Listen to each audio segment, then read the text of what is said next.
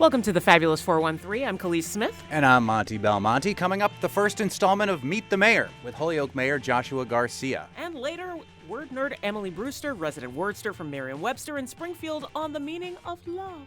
Our first guest, we've been billing her for a couple of days because everybody's been thinking Donald Trump might get arrested on Tuesday, is Jennifer Taub. From her website, Jennifer is a legal scholar and advocate whose writing focuses on follow the money matters, promoting transparency and opposing corruption. She's testified as a banking law expert before Congress and has appeared on MSNBC and CNN. A former associate general counsel at Fidelity Investments, she's a graduate of Yale College and Harvard Law School. Taub was a visiting professor of law. Ooh, woo! And that's Jennifer Taub's dog! Oh, we're so lucky. We got puppies on the show. What's your dog's name? His name is Ponzu, and he's not supposed to be barking. Ponzu has serious opinions on this entire allegation. As a lawyer, I think you should be defending Ponzu here. Right? And his right to express his First Amendment of barking. We continue with your elaborately long introduction, Jennifer. Taub was a visiting professor of law in 2019 at Harvard Law School and is now a professor of law at the Western New England University School of Law, along with her dog Ponzu. She's the host of the Politicon podcast, Booked Up with Jen Taub, and is the author of Big Dirty Money, Making White-Collar Criminals Pay, and has her Substack locked and loaded to analyze what is widely believed to be the coming indictment of former President Donald Trump. Is this something that we're still kind of widely expecting in any way that Donald Trump portrayed it over the weekend, Jen? Oh, well, that has a two parts. And thank you so much for having me on the Fabulous 413. So your question, Monty, had two parts. We're expecting an indictment, but not in the way Donald Trump said. He said it was coming Tuesday. And you know, if you're ever wondering what the motivation is for the misdirection, just follow the money. Donald Trump has raised $1.5 million since Saturday when he announced that he was going to be arrested on Tuesday. So that's good for him. I'm thinking that maybe, you know, a little radio station I know nearby might want to claim they're going to be arrested on Tuesday. It could be a fantastic This just in. fundraiser. Monty Belmonte about to be arrested. No. Wouldn't be the first time.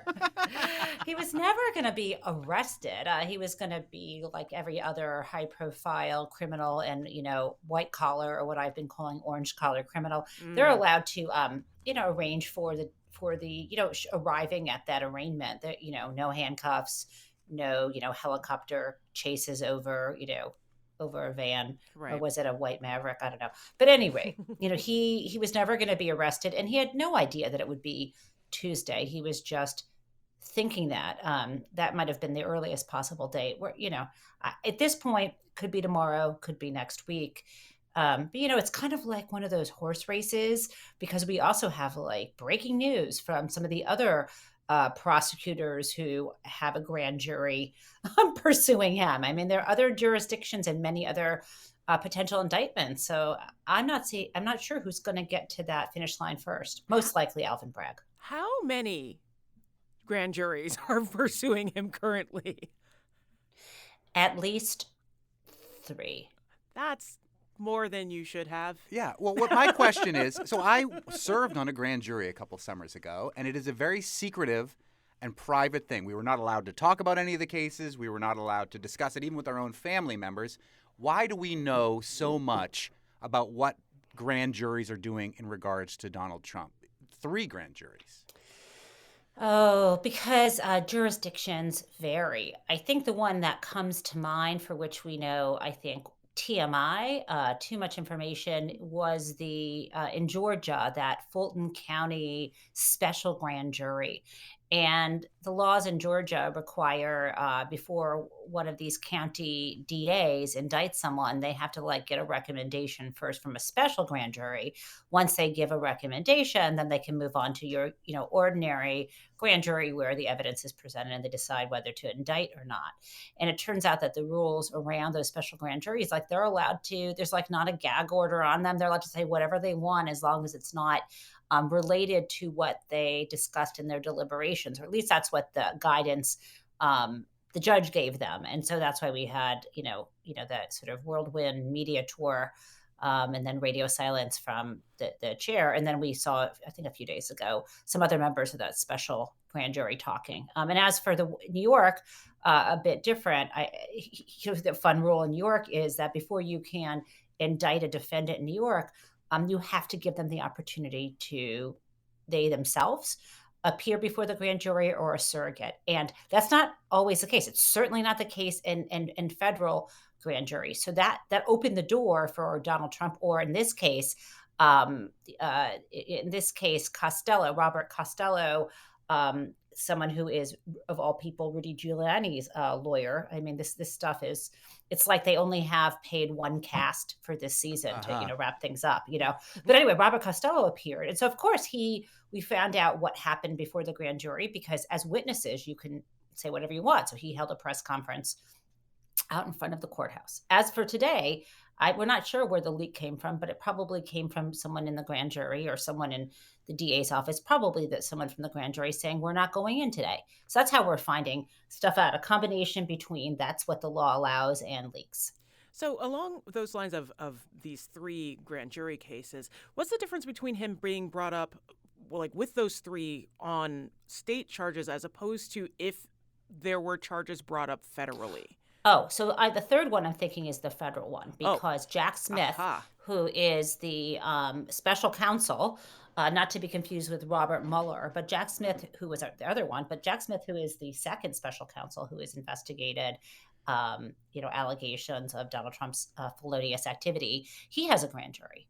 So there's that going, right? And we know that he's looking at two different potential factual grounds for charges, which would include the events around the January 6th insurrection, and the did I say 6th or 5th? It's like my brain is. Yeah, you said 6th. Yeah, okay. You're right there. Okay, good.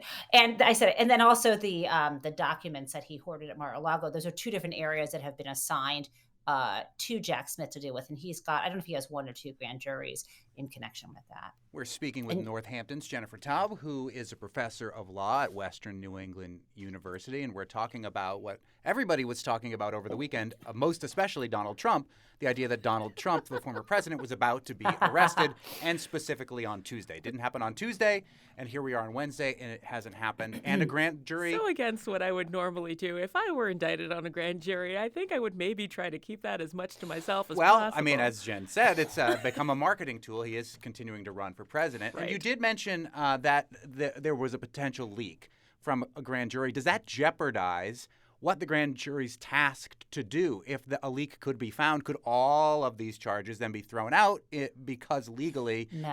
No? Sorry. Yes. I mean, it depends what's going on. I don't think the fact that a grand juror might have told a reporter, we're not going in today, or maybe they were, you could imagine you're sitting there, standing there at like the Stop and Shop equivalent in Manhattan. What would that be, like Key Food or something? Mm-hmm. And someone, reporter recognizes you, picking up a cup of coffee and, a bagel. And they're like, why aren't you downtown? I don't think if you say we're not going in today, that's probably that big of a deal, jeopardizing. I mean, there are all kinds of challenges that you could bring against an indictment, but I don't think there's been anything harmful. It's nothing that went on before the grand jury really has been discussed at this point. The case that Donald Trump was talking about over the weekend is the one in New York and has specifically to do with hush money paid to the porn star Stormy Daniels. Now, on the surface, if you're not somebody who studies the law or understands these things, why is it a crime for him to pay hush money to say to Stormy Daniels, I don't want you to tell anybody that we have had an affair? Well, two things. We're not entirely sure the full scope of what this indictment could be looking at. But let's assume for a second that it's only relating to, in 2016, the allegation that Donald Trump directed and worked with his former lawyer, Michael Cohen, to pay off that adult film star, Stormy Daniels. And, in and of itself, so if you give someone money so that they don't say something bad about you, the way that could happen in and of itself could be a crime. Like if you, if Monty, you came up to me and you knew something really terrible about, God forbid, about what my dog did, and you Which didn't I want do, anyone. by the way. Oh my Who's a God, that bad movie! doggy? Listen, No. and if you knew that Ponzo had done some terrible thing, and you shook me down for money. In that way, if I'm paying you off so you don't go on the radio and, say bad things about Ponzo, who's now sleeping on the floor of my office. What a good Um, boy. Good boy. If you did that, and I might pay you so it wouldn't hurt his reputation, but if you extorted that out of me, that could be a crime, right? Right. But that's not what we're talking about here. The other condition would be, let's make it a lot worse. You've got some real dirt on me that could hurt my chances at becoming president of the United States. In that case, the argument is that when Michael Cohen spent $130,000 of his own money to keep her quiet, that was the equivalent to his having given the Trump presidential campaign $130,000. And as bad as our campaign finance laws are, there are actually caps well below that for direct donations to campaigns and candidates. That blew that out of the water. So that would have been an unlawful campaign contribution. That's one thing, right? And but why is that on the state level? Isn't this grand jury? Oh, but that's wait. Yes, okay. But that's what Michael Cohen, one of the many things he pleaded guilty to related to that.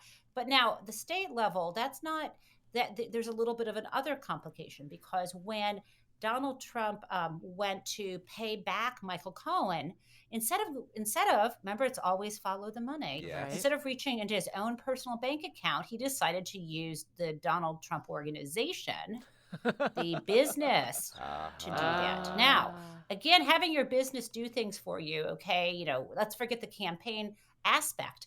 He had him, and you see Donald Trump's name on many, at least 6 of the 11 checks that the New York Times looked at.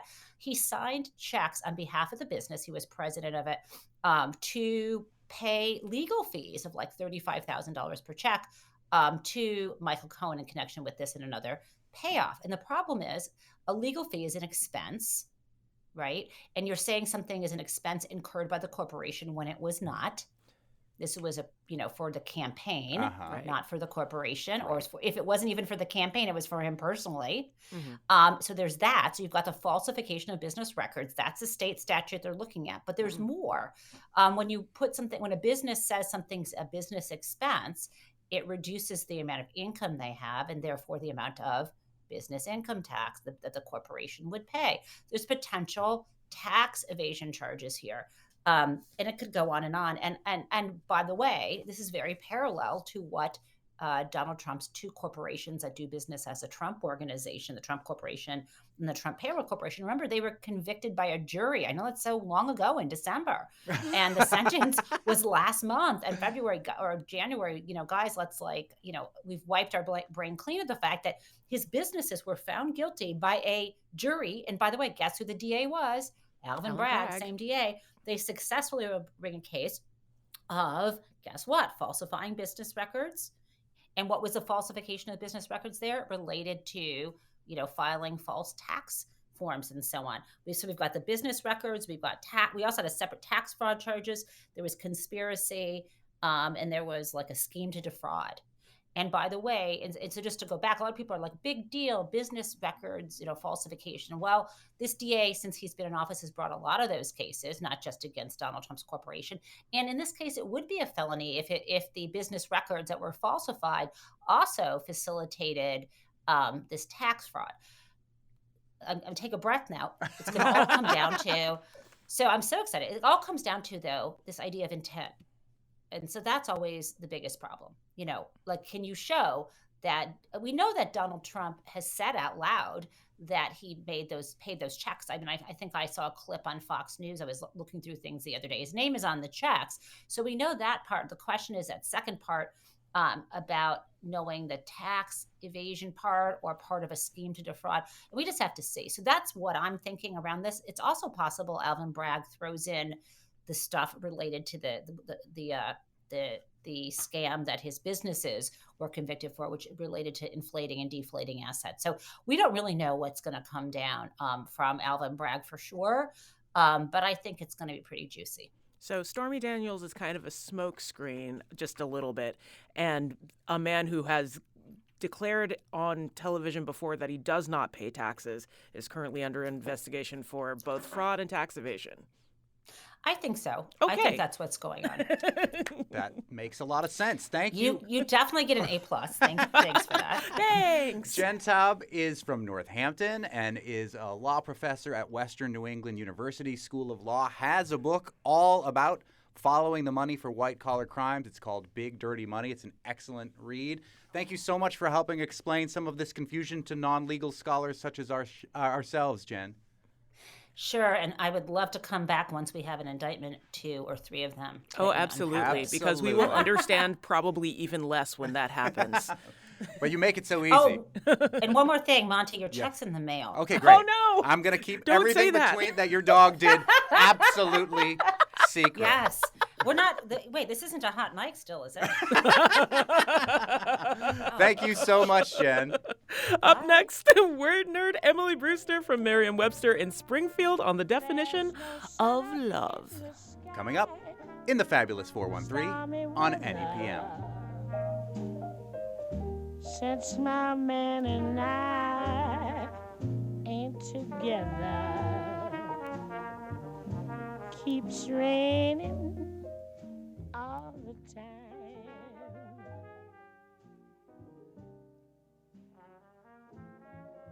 Life is bare.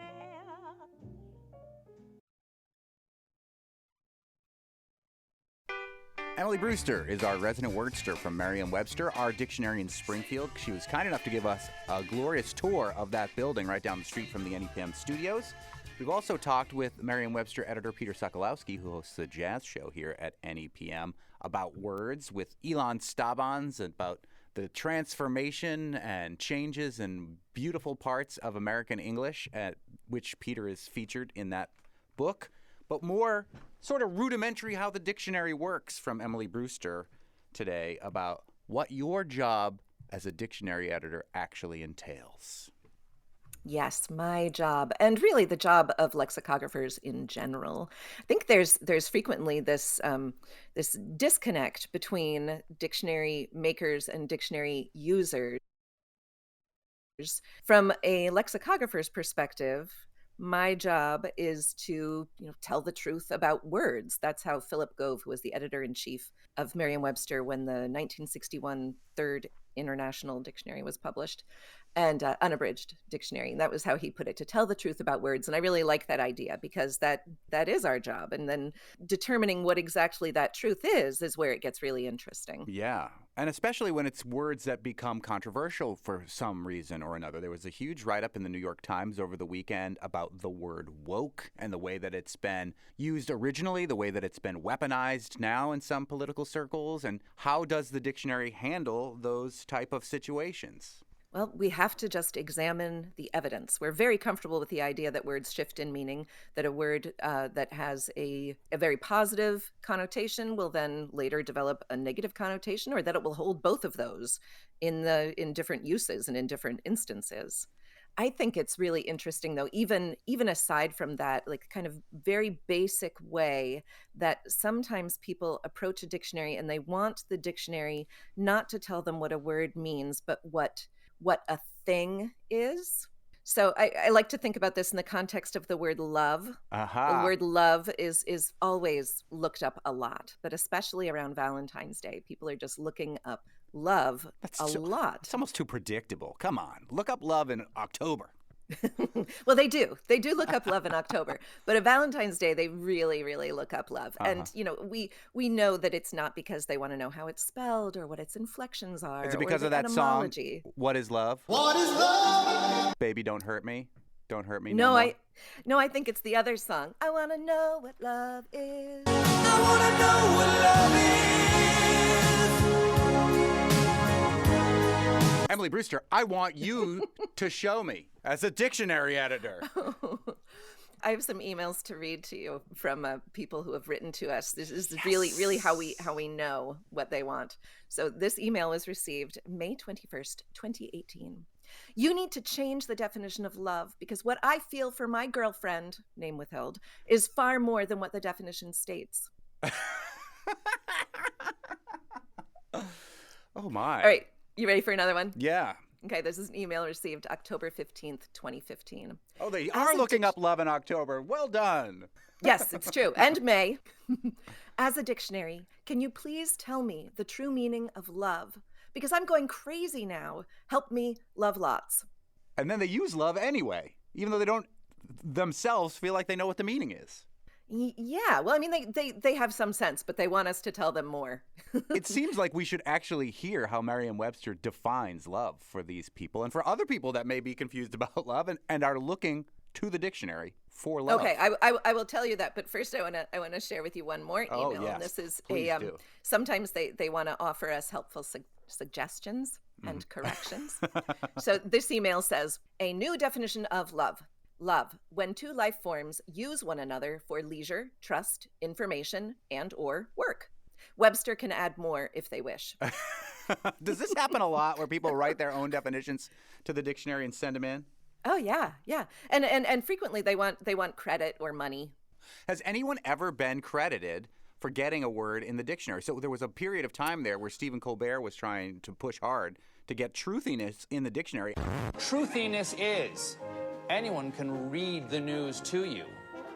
I promise to feel the news at you. And was ultimately successful, I believe, right? Yes, I think. Looking it up. You'll be surprised to know that I don't have the contents of the dictionary memorized. Yes, okay. Truthiness it's defined as a truthful or seemingly truthful quality that is claimed for something not because of supporting facts or evidence, but because of a feeling that it is true or a desire for it to be true. But it doesn't mention Stephen Colbert anywhere there, does it? Well, actually, there's a note immediately after what I just read to you that says, the Oxford English Dictionary provides evidence dating to the first half of the 19th century for the use of truthiness as a rare word synonymous with truthfulness. In its current sense, truthiness was coined and popularized by the American satirist Stephen Colbert, who first used it in 2005. So it is possible, probably not to get paid to define something in the dictionary, but to at least maybe get credit for it if you have a large enough platform. That's right. That's excellent. Yep. All right, what is the definition of love then? What is love? Well, the definition of love is really long and maybe a bit tedious, right? But it includes things like affection that arises out of kinship or personal ties. It includes affection and tenderness that is felt by lovers. It includes like an assurance of affection, like give her my love. It includes like warm attachment, enthusiasm, or devotion. There's also the tennis meaning, right? A score of 0 is also love. Yeah, there's also a god or a personification of love. There is the love of God for humans, all of those. And these things are all included, these ideas are all included at the entry for love, because these are all ways that the word love functions in the language. These are things that the speakers of English call upon the word love to do. And in their other languages, there are more specific words used for specific different types of love, including the God love that you were referring to, sort of like the agape form of love, the more romantic eros love in Greek and things. And English may be at a disadvantage because we don't nuance it in the same way with love. We can nuance it with other words, but we don't have they're not always directly connected to love in the way that those other Greek words are. Yeah, well, I don't think that English is at a disadvantage, and it's not like that we can't communicate these things. But yes, there are, the more specific a term is, the less modification you need to get at a specific meaning. But we can certainly, we just couch the word love in other explaining words that communicate more clearly what we mean. Do you think it is strange that people are coming to the dictionary to look for love in this way? I mean, not anymore, right? Sure. At one point, I think I did find it strange, but yeah, no, now it's a dictionary is, people want it to be a place to come to greater understanding. And it is, but it is just understanding about words. When I'm trying to answer this question for someone, what is love? I want to point them to, and I do point them to when I've replied to messages like this, like, well, that's for the poets and the philosophers, right? To dig into, and maybe for the band Foreigner. To dig into, like, what is the meaning of love itself? What does love do? What does love feel like? But if you want to know what the word love does in the language, well, that's what we do. And love is one of the most commonly looked up words at Merriam-Webster, right? At merriam-webster.com? Yeah.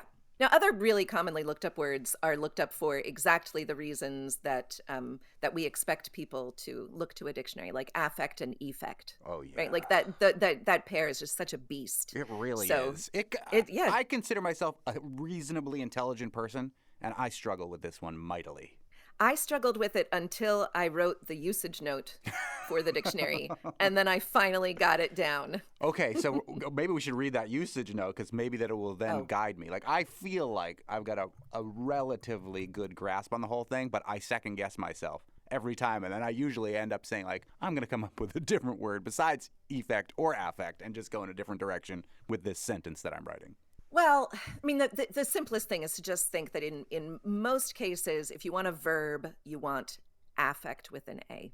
Okay. And if you want a noun, you want effect with an E. Although they're both, I'm pronouncing them completely incorrectly, right? Because they're both affect. That's how they both sound in kind of in just running conversation. We don't say affect and effect. You say affect if you mean the noun psychology related meaning of affect, but that's a very, it's a really specialized meaning of the word. But in general, I think of a capital A as looking like a V, like an upside down V. Right. And so that's for the verb. And then, lowercase e is rounded, and that's kind of like a noun, like an N for a noun, lowercase n. I got it.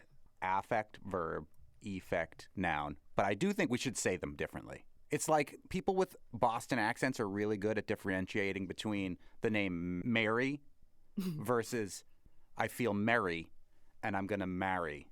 Like I feel merry because I'm going to marry Mary. A lot of people say I feel merry because I'm going to marry Mary. Don't do that. Affect, effect, affect, effect. Affect. So the affect on the English language of using an A with that particular sound creates an effect which would make it easier to understand which word you're using. You just used the noun twice. Damn it! I told you this was hard. It's very hard. And what a ridiculous thing for these to be such common words. Yeah. And, thank God that most of the time we're talking to each other and not writing. But in writing, which increasingly is how we communicate with one another, it matters. I think it's miraculous that this pair has not synthesized into a single term. Which is common, right? And has happened with other commonly used words that are confusing. Yes, that would be a reasonable thing to happen with this pair, but it has not happened. Well, one of the ones that drives people nuts is literally, right? Because literally doesn't mean literally anymore, nor did it in Shakespeare's time, but still drives people nuts when you say literally and you don't mean literally, unless you're one of the people that literally says literally all the time. Pawnee is literally the greatest town in the country. Literally? Literally. Literally? There's literally nothing in this world that you cannot do. Literally. Yes, there's that. But then there's also the fact that literally originally meant with having to do what is in a book, which could be figurative. Right. It's fiction. Right? Like, what's right. As is the case with language in general. It's really all about convention. It is like words stray from their etymologies all the time. The word influence originally had to do with this idea that there was something that flowed from the stars down to humans. Etymology, it can form like shades of meanings. It can stick to words, but then it can also be completely cast off and like it's not there at all. And that's the main lesson to take away from Merriam-Webster, our dictionary in Springfield.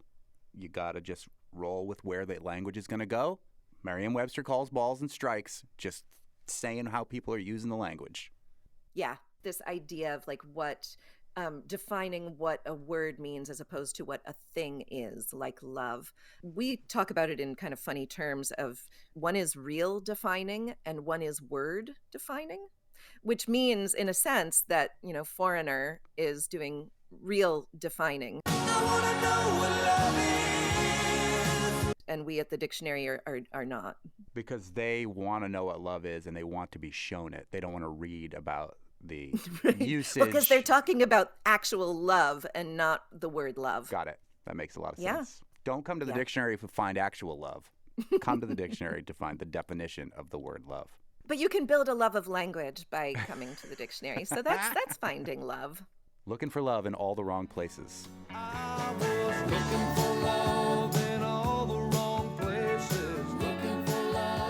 I feel like we all saw that one coming. Yep. Coming up, we begin our Meet the Mayor series with Holyoke Mayor Joshua Garcia. You're listening to the Fabulous 413 on NEPM.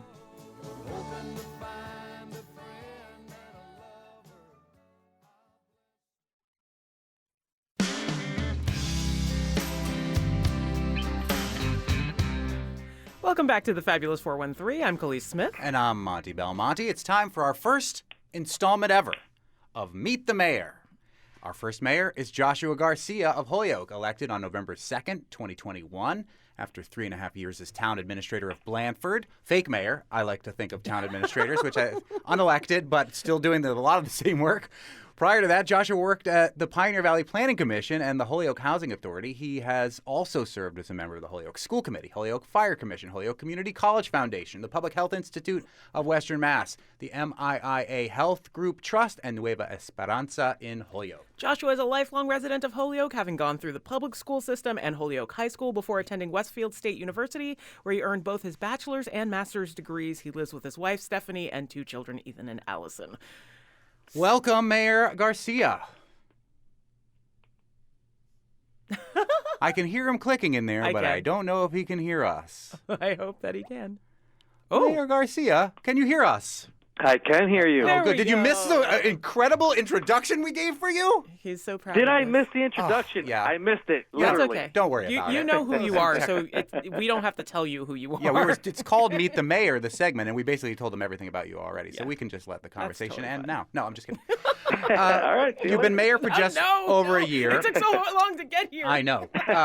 You were mayor for just over a year now. The first Puerto Rican mayor of a virtually half Puerto Rican, half Irish city, and just over the weekend oversaw the second largest St. Patrick's Day parade in the country. Recollections of this past weekend at the parade, Mayor? Well, if you ask any Holyoker, they'll definitely tell you we're the first largest. So Who's the competitive other? I think the city of Boston. Okay. I think. I don't know. Highlights from this last weekend? It was cold. Very cold. Yeah. But historically, the parade has gone through we've had colder days. Okay. We've had snow days. We'd have. Yep. The only time they really shut down was COVID. Uh-huh. But we're back. Now, as a Latino kid that's Puerto Rican growing up in what was an Irish-run city for the largest part of your childhood, I'm imagining, what is your recollection of the Holyoke St. Patrick's Day Parade as a kid versus now kind of overseeing the whole thing as the mayor? Well, I think to understand my connection to that parade as a Latino kid, first and foremost, I'm a Holyoker. And no matter where you grow up in this city, no matter what corner you're coming from, we identify as Holyokers. That happen to be of the descent where we come from. And the city has always historically celebrated different cultures, different backgrounds, raised different flags at City Hall, different festivals and parades.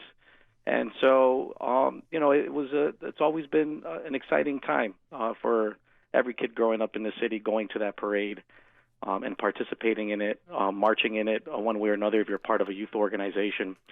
And now to be in this role as the city's mayor, it's very humbling to know where I came from and be here today to participate in this long-standing tradition of this city. And I'm just so grateful to have my Irish brothers and sisters be able to share that experience with everybody in the city, in the region, throughout the Commonwealth, as well as the country and the world. We had people from Ireland that were visiting us. I believe it was one of the prime ministers and other folks, senators that came and marched in the parade. Yeah, you had a Fulbright scholar. They were on our show. Yeah, we had on an actual Irish St. Fulbright Patrick's Day. scholar on Yes. Friday, on St. Patrick's Day. Did you actually get to try the tostones and corned beef combination? Because I saw that on a poster, and I am That's right. intrigued. We started that. So, tostones is a traditional Latino food.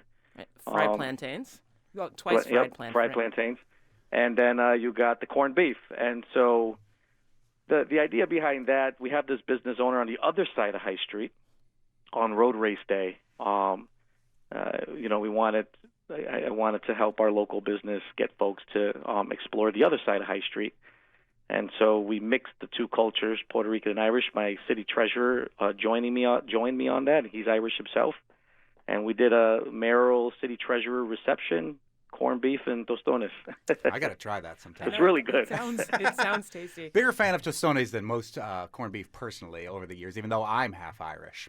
We're speaking with the mayor of Holyoke, Joshua Garcia, in our first ever Meet the Mayor segment. We've reached out to other mayors, and we hope that they will take up that offer. So we really appreciate that you've done that. You're the first Mayor Garcia. Oh, the first. Excellent. Yeah. Today's our 1 month anniversary of having a show. So there we go. Oh, okay. Yeah. And reporter Dusty Christensen from NEPM took a look at a decade of civilian complaints against the Holyoke Police Department. Now, as I mentioned, you've only been the mayor for a year. 92 times an officer was named in a complaint. The department upheld those allegations only 3 times. Dusty and NEPM obtained these records after a sweeping police reform law in Massachusetts opened up this law enforcement misconduct investigation to some greater public scrutiny. And you in Holyoke have debated how best to move forward after an independent audit released last month found that the police department posed what they called a, quote, substantial risk to the city. The firm Municipal Resources presented its report to you that you commissioned. The audit reviewed the police department's practices and organizational structures and found that the department is chronically understaffed, undertrained, and not following some of its own outdated policies. You began by acknowledging that everybody in the room had a shared desire to see things be better. And am I correct in my understanding that you're currently at the table with the Patrol Officers Union? We just ratified the contract there. Okay. Just like about a week or 2 ago. Nice. Now, tell me, in your response to this audit versus what coming to the Patrol Officers Union with the contract, what changes have been made that you feel like are moving the police department in Holyoke in a more positive direction? In the audit, it goes into detail the officer patrol time, and it talked about some contractual barriers that are not allowing for that are contributing to some of the issues that we're experiencing, including the morale issue.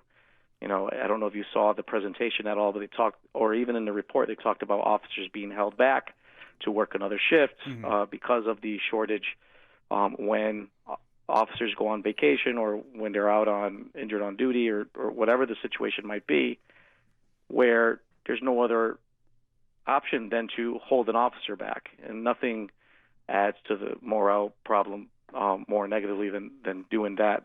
People can't go home with their families and whatnot.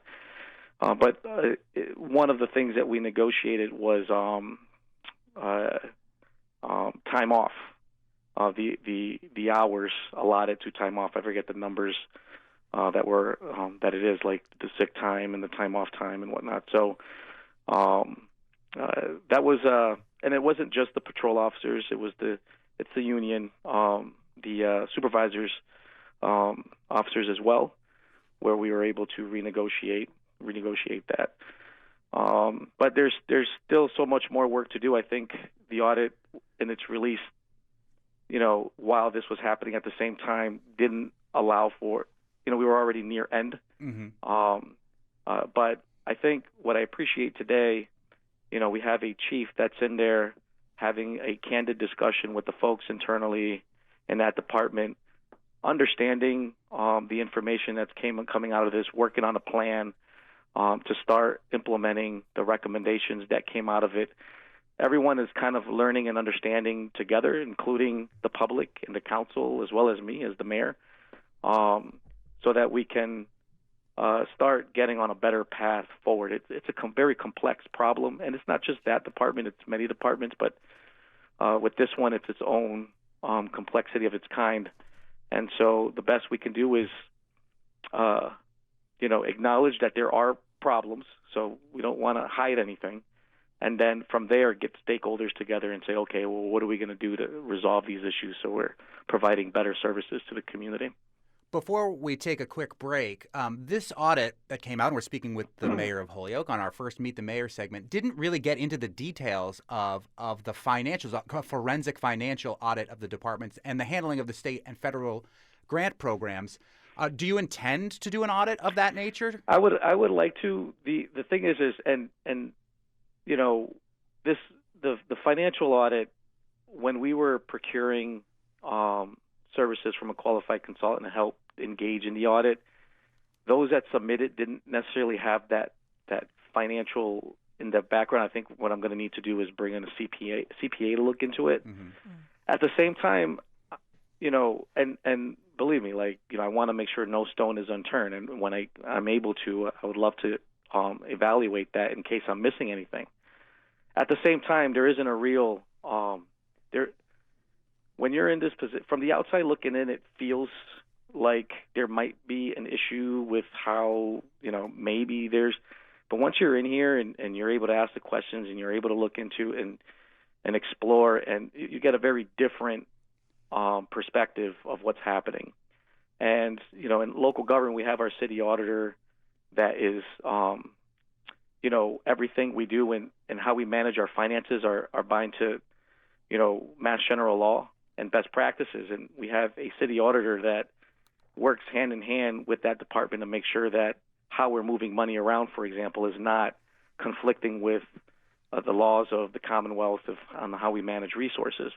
And those federal dollars, the grants they get, the federal government has their own audit that they do annually or periodically to make sure that the department is, you know what I mean? So there hasn't been any red flags to make me feel like, hey, there's a problem here in how this resource is being managed.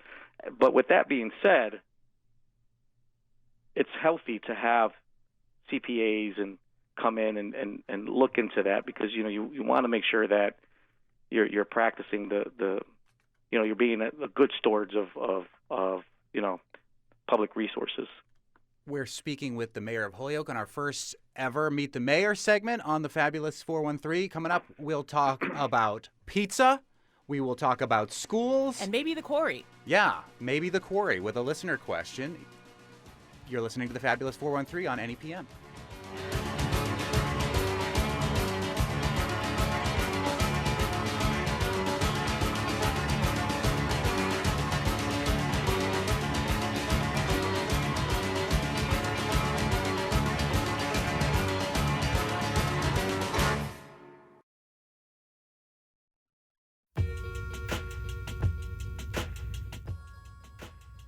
Welcome back to the Fabulous 413. I'm Monty Belmonte. I'm Khalees Smith. We're speaking with the mayor of Holyoke, Mayor Joshua Garcia, on our brand new Meet the Mayor segment. And we got a listener question from Adam Gilbert, who wanted to know about the Historical Commission and says, why did Mayor Garcia think it appropriate to send a police officer to the house of the chair of the city's Historical Commission, Paula Ferrario, to dismiss her from her post?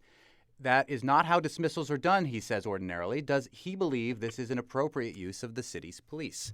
Your response to Adam Gilbert's question, Mayor? I think that everybody has their own, and this is true to a lot of things that are done internally. I think people have a perspective of what's allowed and what's not allowed. But nevertheless, police officers, just like constables, have that power and authority to be able to go and serve somebody. A different method could have been chosen. It really wasn't coming from Blandford, small town, local government. When I had to send a notice to be served or anything, we've often used a police officer, and it just wasn't really thought of as. But I could see how the public can see that and feel some sort of way. Mm-hmm. Lesson learned on my end. If that's, there's nothing wrong with using a police officer to formally serve somebody. It's been done. It's not illegal. It's a good form of But certainly, if that's a method that the community feels is too much or whatever the case, there's other methods for sure. Either way, we just needed to make sure that when we send out communication, we want to be sure that the person we're sending it to is actually receiving it. Right. So it's one of those where it's like, I'm not going to sit here and feel like it's lesson learned. Maybe that. Lesson learned. If it's something, but at the same time, nothing illegal was Right. It's nothing bad happened. Yeah. And So it's not. to understand that, like, it's a serving of papers. It's not an arrest. Yeah. And those are two different. But it can things. be it's seen how it could be perceived Right. elsewise. So Governor Maura Healey promised on day one in office she'd demand a plan for getting Holyoke schools and the other districts that are currently in receivership back into the hands of the city and the school committee, that is to get out of state receivership. And we understand that the Holyoke School Committee, which you're a part of, has been going through a training with the Massachusetts Association of School Committees, and you're pushing to finish this in the next 2 months or so. Is that a sign, are both of those things combined, a sign that you're moving to get out of receivership more quickly, even though Baker, while he was still in office, signed a turnaround contract that would keep it in receivership for another 3 years? Yeah. So when it comes to that conversation, transitioning to local control has been the effort, the initiative that our school board has committed to with the commissioner and vice versa. We have an administration that's extremely supportive of returning schools back to local control, but certainly we want to make sure that it's done responsibly, and that I can't disagree with. I don't expect local control next week because we have the majority of our board at moment who's never really operated under a system of local control, but nevertheless, we're currently working and getting trained up to understand what local control means. And we have a superintendent, the receiver, who we recognize as our superintendent. We have a great collaborative, at least from what I've witnessed, a really good collaborative relationship between the school board and the receiver, Anthony Soto. And then you have the commissioner, Mr. Riley, who has been very good to seek guidance and to connect with, and him and I speak regularly and trying to understand, that timeline, and he's doing what he has to do. And so again, we don't expect local control to happen at a snap, but let what me I ask you can this, say is that Mayor. there is a commitment to transition. Do you think it's on a faster timeline now because of the Healey administration than the Baker timeline? Yeah, my guess would be less than 2 years. Okay. That's a guess. Now, we'll see where it lands. Obviously, these things, when it comes to trying to plan for it, there are unknowns, but I feel confident that it can happen in less than 2 years, if not sooner. I know this is an unfair question to ask the mayor of a city, but we have been conducting an experiment here on the show of finding the best pizza in the 4 counties of Western Mass. I'm biased. Do you want to put a specific Holyoke pizza shop forward and add it to our pizza quest? Absolutely. I mean, this is no question. It's Capri Pizza. I knew it. Khalees knew it was going to be Capri. I was like, he's not going to go out on a limb and just say that as the mayor, but you did. You got to understand, I grew up in the building behind it, South Holyoke. So extra love. And so my first job was at Boys and Girls Club when I was in 7th grade, and I worked there for 10 years. When I got my first check, I was getting paid $50 a week. Nice. And I used to walk down, cash my check at the supermarket across from Capri, and then I'd go to Capri and buy a slice of pizza with a soda and a bag of chips for less than $5. Wow. And I remember telling the owner, like, hey, I used to get change back. Like, now it's more. And then he looked at me and said, well, it's the taxes. We got to do something about the taxes. And as mayor, that's my first order of business.